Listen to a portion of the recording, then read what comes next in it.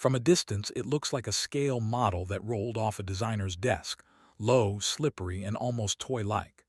Up close, you see the purpose. A nose sharpened by airflow, a roof that unclips and stows in the trunk, and a cabin just big enough for two helmets and a dream. This is the Toyota Sports 800, nicknamed Yota-Hachi, Toyota 8. Long before Supra's, Mr. 2S, or GRs stole headlines, this was Toyota's opening statement on what a sports car could be. Compact, aerodynamic, efficient, and crucially, fun. To understand why the Sports 800 exists at all, you have to go back to early 1960's Japan. Toyota had built its reputation on frugal sedans like the Publica, but a new generation of drivers wanted something more emotional.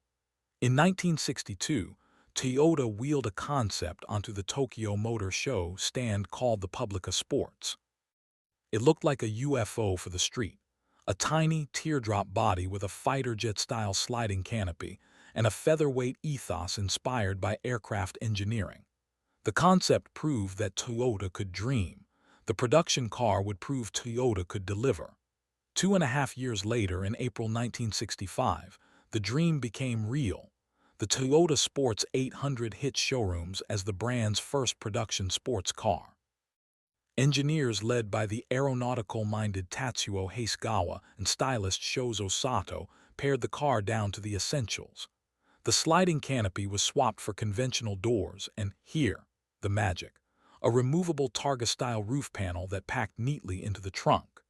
Beneath the skin sat thin-gauge steel for the monocoque and aluminum where it mattered most, including the roof and select body panels. The result was astounding. Roughly 580 kilograms, about 1,279 pounds, a number modern sports cars can only envy. That low mass didn't just help the car feel lively. It let a small engine shine and made the Sports 800 shockingly efficient at speed. Toyota claimed it could almost nudge 100 mph, not because it was overpowered, but because it sliced the air and carried momentum with grace. If the body was the statement, the drivetrain was the punchline. Instead of a big multi-cylinder, Toyota chose a gem of a motor. The 2UB and 790cc, air-cooled, horizontally opposed two-cylinder lifted and evolved from the humble Publica. On paper it made about 45 horsepower, a number that sounds comical today. On the road, paired with a 4-speed manual and that whisper-light body, it felt alive, eager off the line, buzzy in the mid-range, and willing to sing all day. Period figures list top speed at roughly 155-160 km/h, around 96 mph, and combined economy north of 70 mpg, numbers that made sense once you saw the car's slipperiness and understood how little energy it took to keep it moving. This was the antithesis of muscle, a lesson in how lightness multiplies every horsepower you have. The Sports 800's cabin was a study in purposeful minimalism. 2 snug buckets, a thin rim wheel, simple gauges that told you what mattered: speed, revs, fuel, nothing more. Yet it wasn't austere. Because the roof panel popped off in seconds, every drive could become an open-air run without the floppiness of a soft top. Visibility was excellent, the seating position was low, and the whole car felt like it wrapped around you. The targa idea, still relatively new for production cars at the time, gave owners convertible theater with coupe solidity, a clever, live-with-it-everyday interpretation of sports car. On twisty roads, the Sports 800 didn't so much attack corners as glide through them. Narrow tires, gentle slip angles, and clear feedback made it approachable at the limit, the sort of car that teaches you to be smooth rather than brave. Aerodynamics mattered, too. That tidy nose and tapered tail meant the Toyota tracked straight at speed and wasted little fuel fighting air. In an era obsessed with cubic inches and carburetors, Toyota's little coupe whispered a different truth. The most satisfying speed is the speed you can use everywhere. Production ran from 1965 to 1969, and its rarity is a badge of honor today. Just 3,131 were built, most assembled by Kanto Auto Works, now Toyota Motor East Japan. Toyota never officially exported the model, so the vast majority stayed in Japan as right-hand drive cars.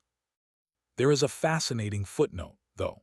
Roughly 300 were built in left-hand drive for U.S. military personnel stationed in Okinawa, where traffic flowed on the right under American administration. Those LHD cars trickled into private hands and became sought-after curiosities overseas decades later. Of course, Toyota's first sports car couldn't escape the shadow of the machine that came next. In 1967, Toyota unveiled the 2000 GT, sleek, exotic, and fast enough to redefine Japan's image on the world stage. But here's the twist. When Toyota went endurance racing, the little sports 800 didn't wilt. In the inaugural Fuji 24-hour race, Toyota's effort delivered a headline-grabbing result: overall victory for the 2000 GTs and a class-crushing performance for the Sports 800, including a celebrated third overall finish behind two 2000 GTs in period accounts.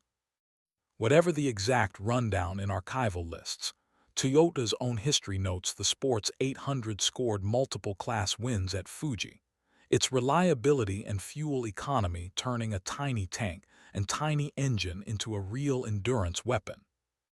That resilience came from choices made on day one. The two UB's opposed cylinders kept the hoodline low and the frontal area tiny. The light body saved brakes and tires and eased fuel consumption. The targa panel offered open-air relief for drivers on long stints. For privateers and club racers, the car was accessible, easy on fuel, simple to service, and forgiving at the limit. In a country building its motorsport identity, the Sports 800 proved you didn't need brute force to conquer long distances. You needed brains, balance, and patience. Culturally, the Sports 800 became a rite of passage for young enthusiasts in mid-60s Japan. It was small enough for tight streets, efficient enough for strained wallets, and charming enough to make every errand feel like a sprint special. Owners personalized them, raced them on weekends, and because these were real, usable cars, commuted in them Monday through Friday. More than a half-century later, survivors are treasured. Clubs meticulously track chassis numbers, swap rare parts, and celebrate the little coupe at shows where even the most jaded supercar crowd stops to smile. The cars command attention not because they're loud, but because they're clever. The Sports 800 also set patterns Toyota would repeat for decades. It showed that partnering smart aerodynamics with practical packaging could deliver real speed for normal people. It proved that engaging handling matters as much as raw numbers. And it planted a seed that would sprout in unexpected ways, like Toyota returning to a boxer engine layout via its Subaru collaboration for the modern 86 GR86, another light, modestly powered coupe that rewards momentum and precision over theatrics. The lineage isn't direct, but the philosophy rhymes. Subtract mass, focus the driver, and every mile gets better. If you squint, the Sports 800 reads like a manifesto for Toyota's later icons. The Mr. 2's emphasis on agility over horsepower. The Supra's global halo power, born from motorsport credibility. Even Toyota's hybrid obsession holds a faint echo of the Sports 800's efficiency-first worldview, doing more with less, and doing it elegantly. That's why collectors, museums, and even Toyota itself still wheel these little coupes onto show stands. They're reminders that innovation often starts with a small, bold idea executed brilliantly.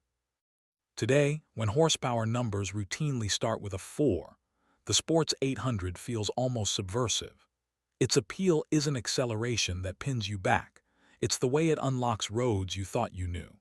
It's the thrill of a perfectly timed shift that keeps the little twin on the boil. It's roof-off dusk drives where wind noise replaces engine roar, and the car disappears beneath you until it feels like you're running fast, not driving fast. It's the reminder that a sports car, at its core, is a machine that makes the ordinary route feel extraordinary. By the time production ended in 1969, the Sports 800 had done its job. It proved Toyota could build a sports car with a point of view. It gave the company, and a generation of drivers, the confidence to chase bigger dreams. And it left behind a legacy disproportionate to its cubic centimeters, a blueprint for lightweight joy that still makes sense in an age of overkill. If the 2000 GT was Toyota's moonshot, the Sports 800 was the company's first step onto the launch pad, quiet, precise, and absolutely essential. When you hear first Toyota sports car, remember this little hero. Not just because it was first, but because it was right. The Yota-Hachi wasn't about showing off, it was about showing how. And sometimes, in the shadow of giants, the smallest car tells the biggest story.